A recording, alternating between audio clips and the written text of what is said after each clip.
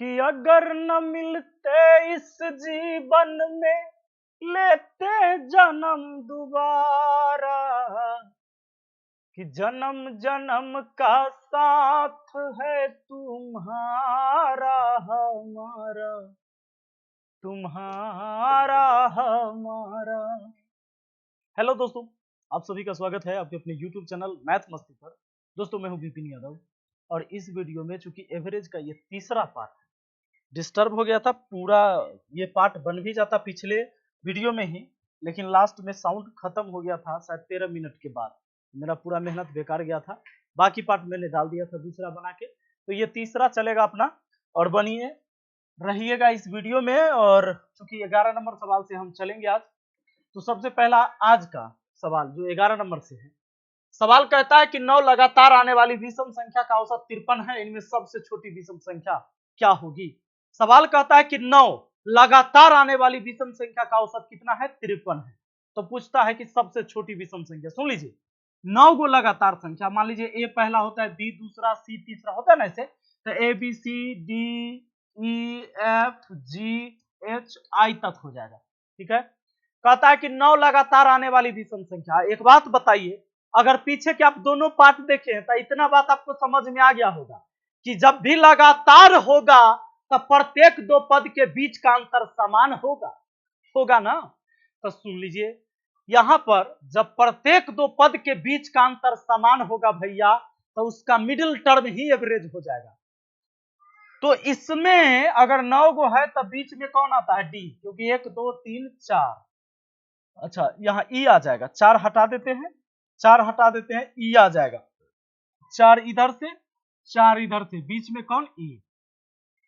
तो 9 लगातार अगर कोई संख्या है और यहाँ पर तो 9 लगातार विषम संख्या है, तो बीच वाला टर्म इसका एवरेज होगा, एवरेज होगा ई। जबकि एवरेज दिया है 53, तो देखिए 53 भी औसत है, इस सीरीज का औसत ई भी होगा, ये दोनों औसत है, इसलिए आपस में बराबर, यानी ई का मान 53 हो गया।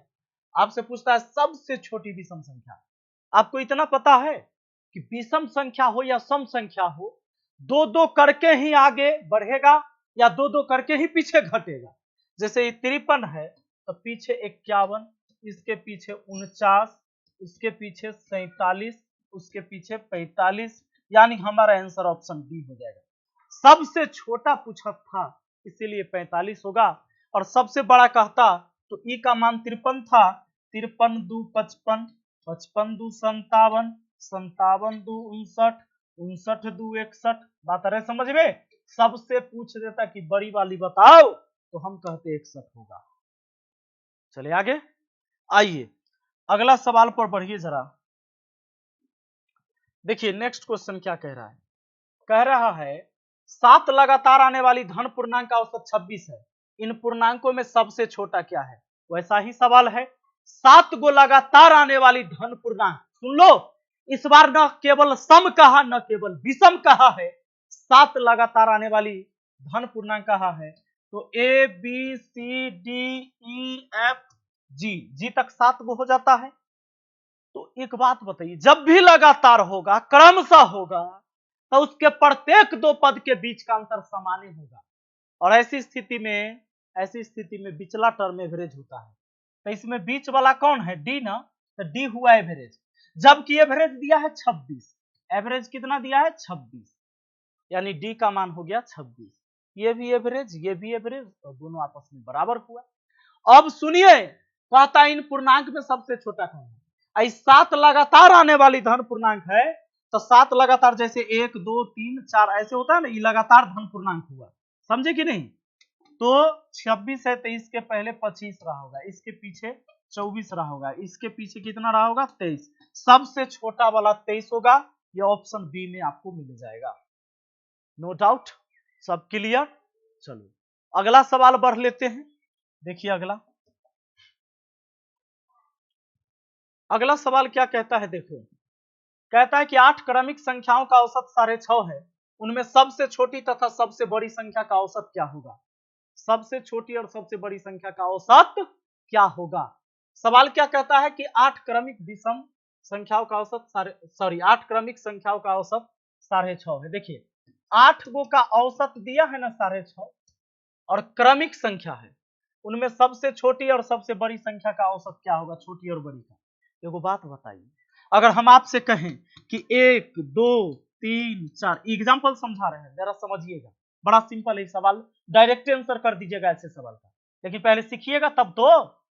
1 2 3 4 5 6, ठीक है, मान लो इतना ही है, या चलो 7 है 8 है, 8 गो ले लेते हैं, 8 गो लीजिए या 6 गो लीजिए ना, कोई दिक्कत नहीं, चाहे 10 गो लीजिए। जैसे यहाँ पर 8 गो दिया था, हम 6 गो लिए, इसका औसत कैसे निकाल सकते हो?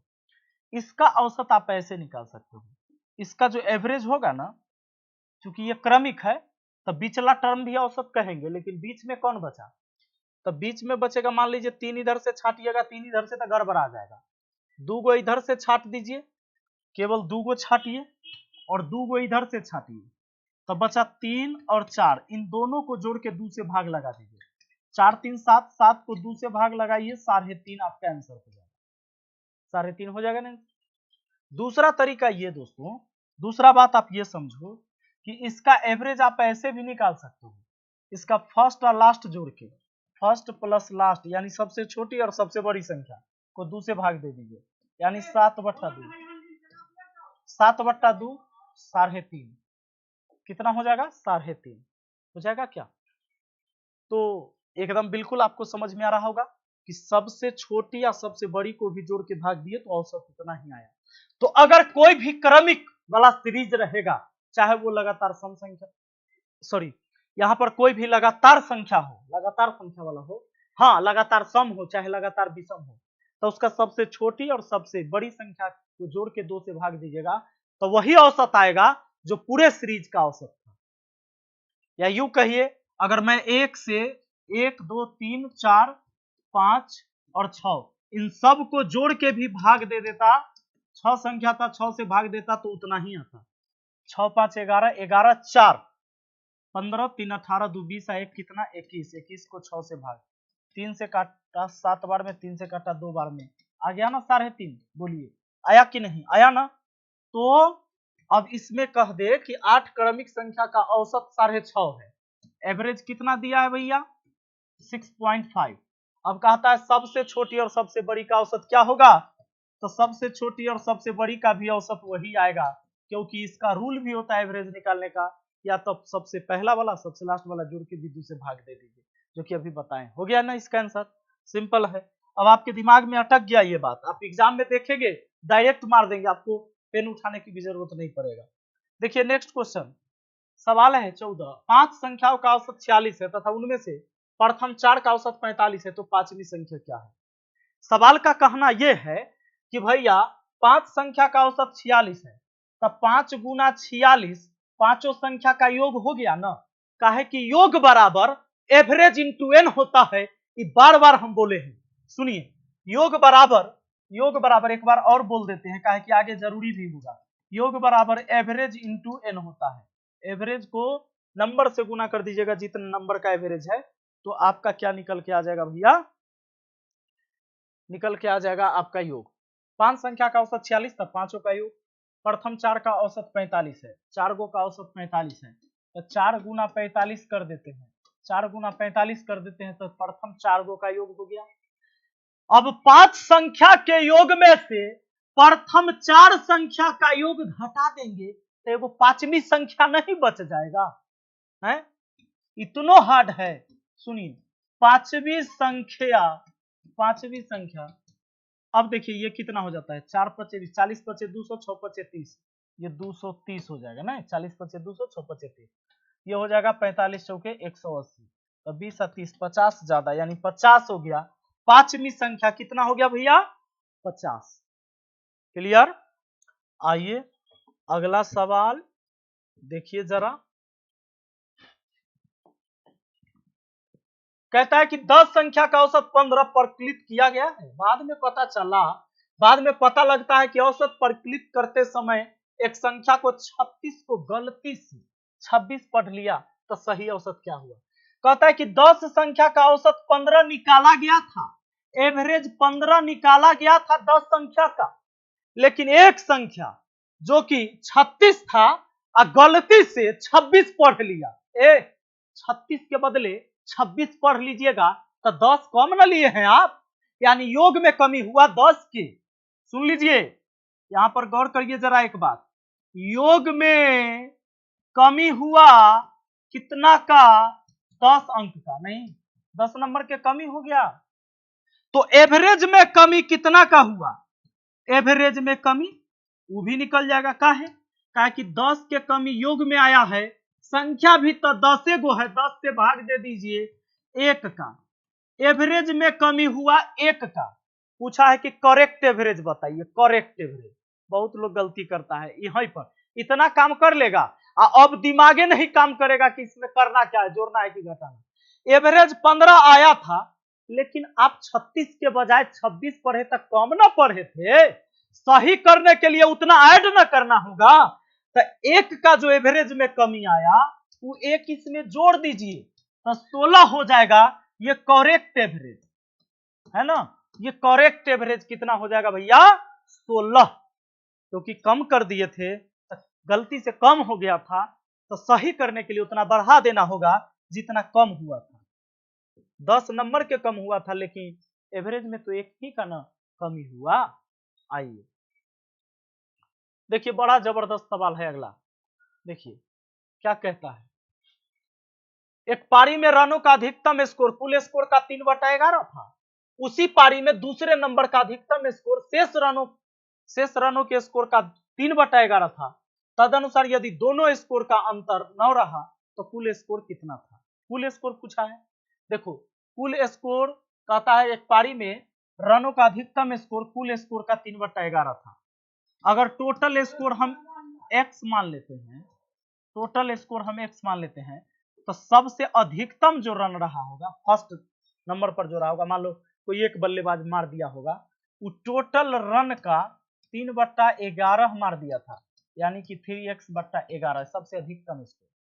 उसी पारी में दूसरा नंबर का अधिकतम स्कोर शेष रनों के स्कोर का 3/11 था। शेष रन कैसे निकलेगा, तो 3/11 हो चुका था ना, तो उसका बचा कितना, 3 में से 11 में से 3 घटाओ, 8/11 शेष बचा, यानी टोटल का 8/11 शेष बचा हुआ था। इस शेष 8/11 और ये जो शेष है इसका 3/11 दूसरे नंबर का बल्लेबाज मारा, जो दूसरा सबसे उच्चतम स्कोर मारा, यानी ये हो गया आपका 8 3 24, 24x/121 है ना। अब सवाल ये कहता है कि दोनों के अंतर है 9 रन का, दोनों में अंतर 9 का, तो ये पहला आपका 3x/11 माइनस कर देंगे 24x/121, और इन दोनों रनों का अंतर कितना का, 9 का। अंतर 9 का बोला है, इसीलिए बीच में माइनस किया। एलसीएम 121 है भैया, 11 11 है 121, 11 33, 33 में से 24 गया 9, ये 9x बराबर 9, 9 से 9 कटा, बेस्ट स्कोर 121 हुआ, सॉरी टोटल स्कोर 121 हुआ। कह देगा कि पहला बल्लेबाज कितना मारा था, तो 121 का 3/11, 11 11 33, ऐसे निकाल लीजिएगा, ठीक है ना। चलो अगला सवाल आओ। आज तो सब कुछ बढ़िया चल रहा होगा, एकदम क्वालिटी भी जबरदस्त, 1080 4K फुल HD नहीं, और साउंड भी। कहता 50 प्रेक्षण का औसत 36 था, बाद में पता चला उनमें एक प्रेक्षण 48 के बजाय 84 और एक अन्य 32 के बजाय 23 लिख लिया गया, तदनुसार सही औसत ज्ञात कीजिए। हुआ क्या, हुआ क्या, 50 प्रेक्षण का औसत 36 था, एवरेज निकाल लिया गया 36, लेकिन गड़बड़ी भेल है, गड़बड़ी भेल है इसमें। क्या कहता है, कहता है कि बाद में पता चला कि उनमें एक प्रेक्षण 48 के बजाय 84 लिया, 48 लेना था, लिया 84, लेना था उसको इधर लिखा और लिया उसको इधर लिखा, था लेना था 48, लिया 84, और 32 के जगह 23 लिया, लेना था 32 और लिया कितना 23, इसको जोड़ देते हैं, इसको जोड़ देते हैं, घटा लेते हैं कि गड़बड़ कितना का हुआ। ये लेना था इतना है ना, और लिया है इतना, तो अब बताओ ये 4 3 7 हुआ, 8 2 10 हुआ, 107 लिया है, जबकि लेना था कितना 8 2 10 4 3 7, ठीक, तो 8 2 10, 4 3 7 1 8, 80, यानी कि 20 और 7 27 अधिक, सुनिए 27 अधिक लिया, ये ज्यादा है कम है, 27 अधिक लिया माने दोनों मिलाकर लेना था तो 80 ले आता, लेकिन दोनों गड़बड़ी के वजह से 127 गलती लिखला हुआ है, 107 ले लिया, 107 में से 80 घटा तो 27 हुआ। अब जब 27 हो ही गया है ज्यादा तो एवरेज में वृद्धि कितना के हुआ होगा, एवरेज में वृद्धि कितना का, तो भैया 27 के तो योग में वृद्धि है, संख्या का है 50 गो, 50 से भाग देना आसान है, 2 से गुना नीचे 2 से गुना ऊपर, 27 दूना 54, 2 अंक बाद 10, एवरेज में वृद्धि इतना का वृद्धि हुआ है, तो सही ज्ञात करने के लिए ये वृद्धि वाला घटाना ना होगा, तो घटाइए ना, ऐसे लिख के 0.54 घटा दीजिए, अब करेक्ट एवरेज पता चल जाएगा। 10 में से 4 गया 6, 9 में से 5 गया 4, ये 5 ये 3, 35.46, option A correct average, no problem. ऐसे सवाल पूछे जाएंगे, याद रखिएगा। हाँ आगे देखिए सवाल क्या कहता है, एक विद्यार्थी 10 अंकीय संख्या का औसत ज्ञात करता है, संख्या की नकल करने में वह गलती से एक संख्या को उसके परस्पर बदले हुए अंक वाली संख्या लिख लेता है, परिणाम स्वरूप उसका उत्तर सही उत्तर से 1.8 कम आता है, जिस संख्या को लिखने में उसने गलती की थी उसके अंकों का अंतर क्या होगा। क्या कहता है, एक विद्यार्थी 2 अंकीय संख्या का औसत ज्ञात करता है, 10 को 2 अंक वाला संख्या था, ठीक है, और कहता है एक संख्या को नकल करने में वो गलती से उसके परस्पर बदले हुए अंक की संख्या लिख लेता है। मान लेते हैं कि 2 अंक वाली एक संख्या xy रहा होगा, इसी को गलती से उसने yx लिख लिया होगा, और जिसके वजह से 1.8 की कमी आया है एवरेज में, तो योग में कितना के कमी आया भाई, आप ये बात तो पता करिए, योग में कमी कितना आया होगा, योग में कमी आया होगा, देखो 1.8 के कमी, तो औसत में 10 संख्या है तो 10 से गुना कर दीजिए, 18 की सुनिए 18 की कमी आया है, किसमें, योग में, काहे कि संख्या xy था उसने yx लिख लिया, इसके वजह से इनमें अंतर आ गया कितना का, 18 का। अब इसको आप ऐसे लिख सकते हो, कैसे जानते हो, 10x प्लस y लिख सकते हो, क्यों, इकाई को 1 से, दहाई को 10 से गुना करके लिख सकते हैं, जैसे मान लो ये 32 है, तो इकाई वाला को 1 से प्लस दहाई वाला को 10 से, 3 दहाई 30, ऐसे भी तो लिख सकते हैं ना, 32 को 30 प्लस 2, 2 अंकों की संख्या अगर xy मानते हैं तो इसको आप इकाई को 1 से, दहाई को 10 से, माइनस इकाई को 1 से, दहाई को 10 से, तो 10y ऐसे लिख देंगे, अब बराबर कितना, 18, दोनों संख्या में अंतर 18 का था। अब 10x में से 1x आके घटेगा तो 9x, 10y 1y जाएगा तो माइनस में 9y, बराबर कितना, 18। अब गौर करिएगा 9 कॉमन ले सकते हैं इसमें, 9 कॉमन तो x माइनस वाई बराबर कितना, 18, 9 कॉमन ले लिए दोनों में से, ये 9 दूना 18 कट गया भैया, x माइनस वाई का मान 2 आया, तो वही तो दोनों अंक था xy का अंतर कितना का आया, 2 का, और यही पूछा भी गया है, ठीक है। चलिए मुझे उम्मीद है कि आसानी से आपको समझ में आ गया होगा। चलिए एक सवाल आगे कहता है, किसी कक्षा के 15 छात्र का औसत वजन 1.5 किलो बढ़ जाता है, जब 40 किलोग्राम वजन के एक छात्र की जगह एक नया छात्र आ जाता है, नए छात्र का वजन प्रति किलोग्राम कितना है। कई टाइप के सवाल आप आज के इस वीडियो में आप कर रहे हैं, मजा आ गया होगा, क्योंकि इसी सारे टाइप से क्वेश्चन एग्जाम में आता है, चाहे आप एसएससी का एग्जाम दीजिए, रेलवे का एग्जाम दीजिए, या कोई डिफेंस का एग्जाम दीजिए। सवाल कहता है किसी कक्षा के 15 छात्र का औसत 1.5 किलो से बढ़ जाता है। देखिए जब भी ऐसा सवाल हो ना कि किसी के स्थान पर किसी के आ जाने से औसत आयु बढ़ जाए या घट जाए, बात को फिर से सुनिएगा, पीछे भी शुरुआत वाली वीडियो में मैंने इसका एक क्वेश्चन कराया था, किसी के स्थान पर किसी के आ जाने से औसत आयु बढ़ जाए या घट जाए, तो सवाल को बनाने का तरीका है भैया, 15 छात्र 1.5 kg से बढ़ा ना, तो 15 15 225 एक अंक बाद दशमलव, इतना केजी के वृद्धि हुआ तब प्लस लिखते हैं, योग में वृद्धि इतना। ऐसा तब हुआ जब 40 किलोग्राम वजन के एक छात्र के जगह पर नया छात्र आ जाता है। माने 40 किलो वाला गया है, जरा गौर करिए, 40 किलो वाला गया है, 40 किलो वाला चला गया है, तभी तो कोई आया ना। 40 केजी वाले एक छात्र के जगह नया छात्र आ जाता है, 40 वाला गया तो इसलिए -40, और आया था 15 छात्र 1.5 किलो, सॉरी 15 छात्र का 1.5 केजी से बढ़ा था, तो यहाँ वृद्धि में लिखा योग, यहाँ कमी कर दिया योग में, और यहाँ लिखना है नया छात्र, हमेशा नया जो आएगा उसी का नया छात्र। तो नया छात्र का जो वजन हो जाएगा कितना, जोड़ दीजिए, 40 और 22 कितना होता है, 62.5 केजी, 62.5 केजी, ऑप्शन डी हो गया। क्लियर है? तो मुझे उम्मीद है कि आपको बहुत आसानी से ये समझ में आया होगा। हम मिलते हैं फिर अगली वीडियो में, है ना, और नया टॉपिक को लेकर आते हैं। एवरेज के लगभग टॉपिक से हम सवाल आपको करा ही दिए हैं टाइप से, यही सब सवाल आपके रेलवे के एग्जाम में, एसएससी जीडी के एग्जाम में, यूपीएसआई के एग्जाम में क्वेश्चन पूछे जाएंगे। चलिए, thank you, best of luck.